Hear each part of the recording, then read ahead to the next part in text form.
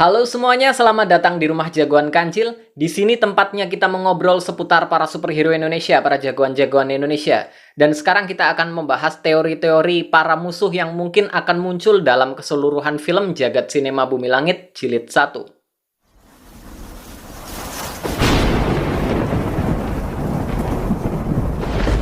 Oke, sebenarnya awalnya aku merasa ragu buat ngebahas hal ini ya, karena kemarin aku live di TikTok dan aku bahas kalau aku takut kalau aku terus-terusan berteori tentang jagat sinema bumi langit, aku takut orang-orang justru jadi muak karena teori lagi, teori lagi, teori lagi.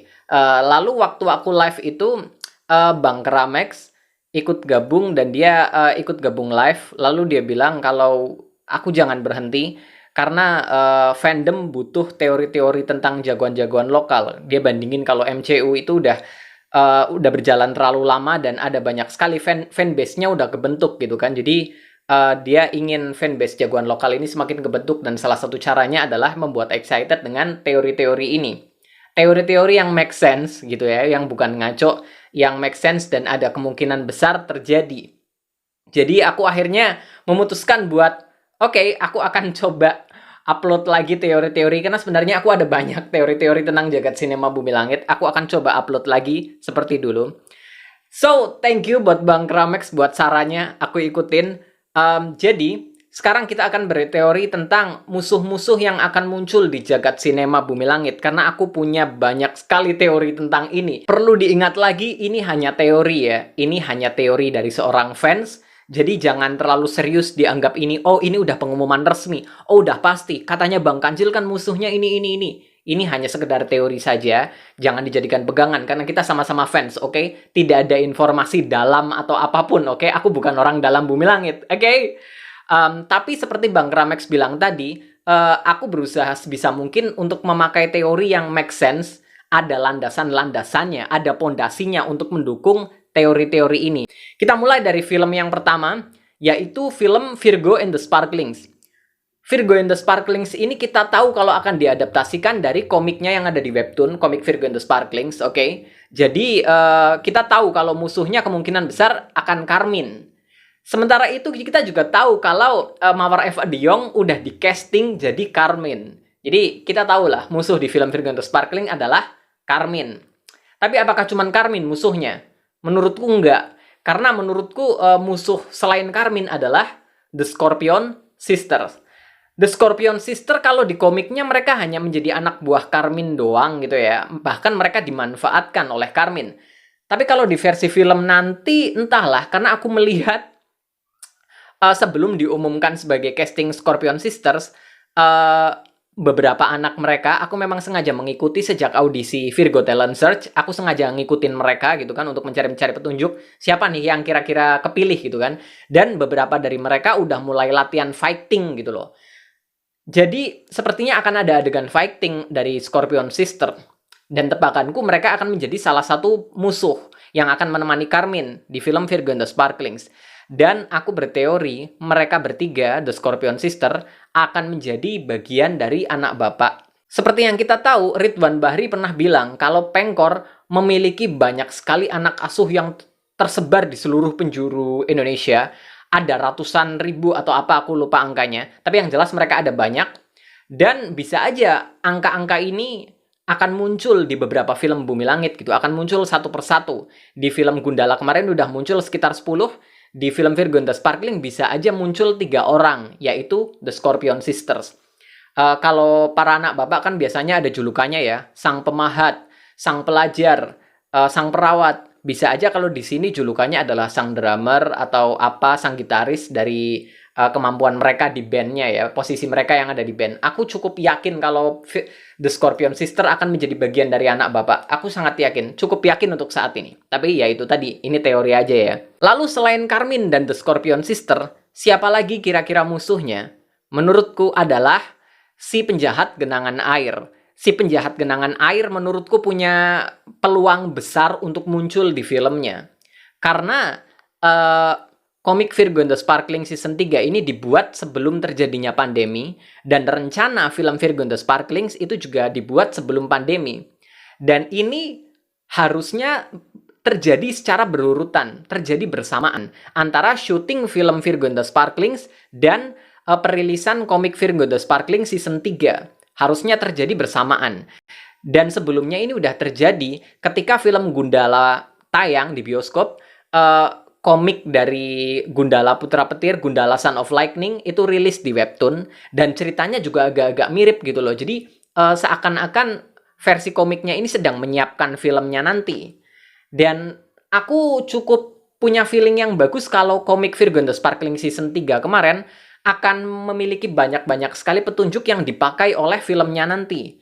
Dan salah satunya menurutku adalah penjahat genangan air itu. Menurutku penjahat genangan air juga akan muncul di filmnya untuk mendampingi Carmine atau apa, untuk menjadi salah satu musuh dari Virgo dan band The Sparklings-nya. Oke, itu untuk film Virgo and the Sparklings. Untuk film kedua yaitu Sri Asih. Menurutku Sri Asih kalau dilihat dari track record komiknya yang terdahulu, yang zaman dulu banget, itu Sri Asih selalu berurusan dengan kelompok-kelompok mafia. Jadi akan sangat masuk akal kalau di filmnya nanti musuhnya juga salah satu anggota mafia. Dan ada dua menurutku kelompok mafia yang sangat mungkin muncul di filmnya nanti, yaitu antara kelompok mafia Seribu Mata dan kelompok mafia Serigala Hitam. Antara mereka berdua, atau mungkin bisa aja kedua kelompok mafia ini digabung jadi satu, entahlah. Yang jelas ya, kelompok mafia ini. Dan pemimpin mereka, aku punya feeling bagus di sini kalau pemimpin mereka akan sangat-sangat bermasalah sekali. Bukan cuma sekedar kelompok mafia biasa, tapi pemimpin dari kelompok mafia ini akan dirasuki oleh roh setan. Ada sebuah karakter roh setan yang selalu menyusupi orang-orang sepanjang masa, dan juga membuatnya kuat dan segala macam gitu kan. Dan menurutku pemimpin dari kelompok mafia ini akan dirasuki oleh roh setan dan akhirnya akan berhadapan dengan Sri Asih. Dan kelompok mafia ini juga, kalau dari komiknya yang Rengganis ya, dari komik Sri Asih Rengganis, kelompok mafia ini akan menyuruh seseorang yang bernama Matutu, yang beridentitaskan Matutu. Jadi Matutu akan jadi suruhannya kelompok mafia ini untuk menyingkirkan Sri Asih. Jadi kelompok mafia, roh setan, dan Matutu. Selain itu, kalau kita lihat dari komik Sri Asih Celestial Goddess yang ada di webtoon, sepertinya Sri Asih akan berurusan dengan para siluman. Akan berurusan dengan dunia-dunia lelembut dan siluman. Dan kalau kita berpikir dunia siluman, apalagi kalau dari Instagram story-nya Mbak Opi zaman-zaman dulu ya, yang dia satu kali nyebut tentang Dewi Api. Dia hanya nyebut kru gue kalau nggak salah berantakan atau kayak Dewi Api atau apalah. Aku lupa intinya, tapi jelas dia nyebut Dewi Api di situ. Agak random kalau sutradara Sri Asih nyebut Dewi Api gitu kan. Sebenarnya sih nggak apa-apa, cuman kita sebagai fans teori langsung mengarah ke sana gitu kan. Kemungkinan ada Dewi Api di film Sri Asih. Tapi menurutku Dewi Api tidak akan menjadi musuh di film Sri Asih. Dia hanya akan menjadi kejutan terakhir yang akan muncul di akhir film Sri Asih. Sama seperti Kiwi Lawuk di film Gundala kemarin. Menurutku seperti itu. Menurutku kisah tentang Sri Asih lalu berurusan dengan siluman dan segala macamnya, menurutku akan berujung kepada kebangkitan Dewi Api di akhir filmnya. Untuk film selanjutnya, film Godam dan Tira, kalau dari komik Godam Putih Hitam, kemungkinan besar aku cukup yakin sih kalau Godam dan Tira akan berurusan dengan organisasi Red Ketus yang dipimpin oleh seseorang yang dirasuki oleh roh setan lagi. Dan kali ini roh setannya mungkin bukan roh setan biasa ya. Menurutku roh setannya ini adalah Chuluwiha yang punya sejarah dengan Godam, yang punya sejarah buruk dengan Godam. Dia memang ingin balas dendam dengan Godam yang memasuki tubuh Awang. Jadi kemungkinan seperti itu. Chuluwiha akan muncul di filmnya merasuki kepala organisasi Red Ketus. Jadi ada Red Ketus, ada kepala organisasinya, dan juga ada Chuluwiha yang merasukinya. Lalu apakah hanya selesai sampai di situ? Aku punya feeling kalau Mustika Sang Kolektor juga akan menjadi musuh di film Godam dan Tira. Karena Mustika Sang Kolektor juga sudah diungkap kalau dia akan muncul di Jagat Sinema Bumi Langit Jilid 1, ya kan? Kemarin di pengumuman itu adalah para karakter yang akan muncul di Jagat Sinema Bumi Langit Jilid 1. Jadi Mustika akan muncul di Jagat Sinema Bumi Langit Jilid 1. Karena Sang Kolektor ini adalah musuh Godam di komiknya, meskipun Sang Kolektor dan Mustika Sang Kolektor adalah dua karakter yang berbeda, tapi dari namanya ya menurutku akan berhubungan ke situ-situ juga. Menurutku Mustika akan menjadi musuh di film Godam dan Tira, akan menjadi musuhnya Godam. Apalagi kalau menurutku ini akan sangat-sangat pas sekali karena karakter Mustika Sang Kolektor ini kalau dari bayanganku ya, aku masih belum tahu, ini masih karakter baru. Tapi kalau dari bayanganku, Mustika Sang Kolektor ini adalah seorang wanita biasa yang nggak punya kekuatan super. Hanya saja dia mengkoleksi benda-benda pusaka. Dari situlah kekuatannya, dari benda-benda yang dia miliki gitu loh. Dan ini somehow mirip banget sama Tira, karena Tira juga nggak punya kekuatan super. Tira hanya mengandalkan kekuatan fisiknya dan juga benda-benda senjata teknologi yang dia ciptakan. Bedanya kalau Tira mengandalkan benda-benda teknologi, kalau Mustika mungkin akan mengandalkan benda-benda pusaka. Jadi mereka akan pas untuk saling beradu gitu kan. Mustika Sang Kolektor lawan Tira menurutku itu akan jadi sebuah pertarungan yang sangat-sangat menarik.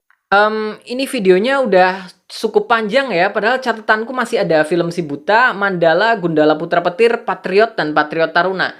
Jadi kalau aku terusin kayaknya bakalan panjang banget. Aku stop di sini aja dulu ya. Nanti aku bikin part 2-nya ya. Oke? Buat kalian yang suka dengan konten seputar superhero Indonesia seperti ini, silahkan klik subscribe ke channelku. Jangan lupa juga cek sosial mediaku di situ, karena aku juga bahas banyak hal di sana. Aku juga sering live di sana. Jadi cek sosial mediaku ya, oke? Sampai jumpa di video berikutnya. Nanti aku bahas Si Buta, Mandala, Gundala Putra Petir, Patriot, dan Patriot Taruna, oke? Sip, bye-bye.